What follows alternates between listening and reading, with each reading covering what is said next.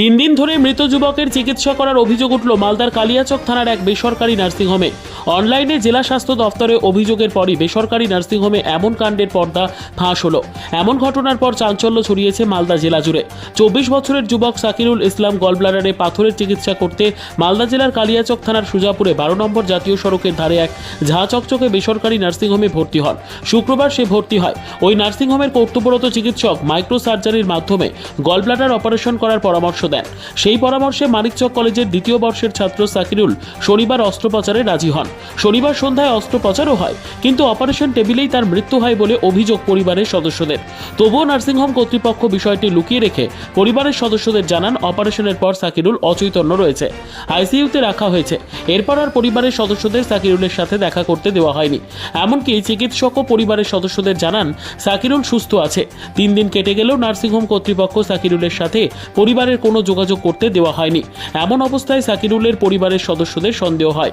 অনলাইনে জেলা স্বাস্থ্য দফতরে অভিযোগ জানান। এরপরই জেলা স্বাস্থ্য দফতরের কর্তারা নার্সিংহোমে তদন্তের জন্য যান। সেখানে গিয়ে স্বাস্থ্য দপ্তরের প্রতিনিধিরা জানতে পারেন সাকিরুলের মৃত্যু হয়েছে। তারপর পুরো বিষয়টি কালিয়াচক থানায় অভিযোগ করে পরিবারের সদস্যরা। শুরু হয়েছে তদন্ত। সাকিরুলের মৃতদেহ পুলিশ উদ্ধার করে আজ মালদা মেডিকেল কলেজ হাসপাতালে ময়না তদন্তের জন্য পাঠায়। বিষয়টি নিয়ে নার্সিংহোম কর্তৃপক্ষ কোনো মন্তব্য করতে অস্বীকার করে। অভিযোগ শুরু থেকে বলবো নাকি? একটু নামান আমাদের পেশেন্ট ছেলের নাম হচ্ছে এমডি সাকিরুল ইসলাম, বাড়ি ইলাহিটোলা, পোস্ট সাবরটোলা, থানা মানিকচক। গোলব্লাডারে পাথর ছিল, পাথরের অপারেশন করার জন্য মাধ্যমে ওই সুজাপুর রয়্যাল নার্সিংহোমে অ্যাডমিশন হয়েছিল।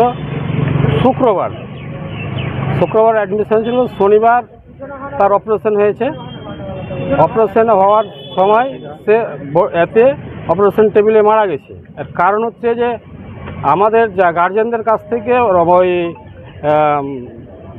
মাইক্রো সার্জারি করার জন্য পারমিশনটা নিয়েছিল। তারপরে যে কেটে অপারেশনটা করেছে সেই পারমিশনটা নার্সিংহোম কর্তৃপক্ষ আমাদের কাছ থেকে নেয়নি। তারপরে অপারেশন টেবিলেই সেটা মারা যায়। এবার মরে যাওয়ার পর আমরা গ্রামবাসীর ছেলেপিলে আমরা গার্জেনরা যারা আছে সবাই মিলে ওই 2 দিন থেকে ওই নার্সিংহোম কর্তৃপক্ষ বলছে যে আপনাদের পেশেন্ট বেঁচে আছে, কোনো অসুবিধা নাই, আইসিইউতে ভর্তি আছে, জ্ঞান ফিরেনি, এই বলে 2 দিন কাটাচ্ছে। ওষুধ কিনেছে, প্রত্যেক দিন 5,000-6,000 টাকা করে ওষুধ কিনেছে। তারপরে দিন সকালবেলা রবিবার গেল, সোমবারের দিন যখন দুপুরবেলা আমরা মানে আমাদের যে গ্রামের যা গার্জেনরা বলছে যে আমাদের পেশেন্ট বোধহয় 99% নয়। তো আমরা ওই মানে তকিতে আমরা ওই স্বাস্থ্য দপ্তরে আমরা অনলাইন মাধ্যমে একটা ক্লেম করলাম। ক্লেম করার এতে ওই অনলাইন মাধ্যম থেকে ওই মেডিকেল টিম গিয়ে সন্ধ্যা 7টার সময় ওইখানে আমাদের বলছে যে পেশেন্ট মারা গেছে। পেশেন্ট ওই শনিবারই সন্ধ্যা 7টার সময় ওটিতেই মারা গেছে।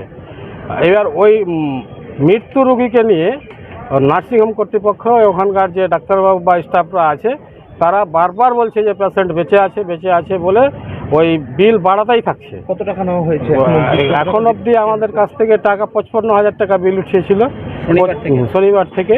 এবার 25,000 টাকার মতো সম্ভবত জমা করেছে। আপনারা অভিযোগ জানিয়েছেন কোথাও? আমরা অভিযোগ থানাতেও জানিয়েছি, স্বাস্থ্য দপ্তরেও জানিয়েছি। কি চান আপনারা?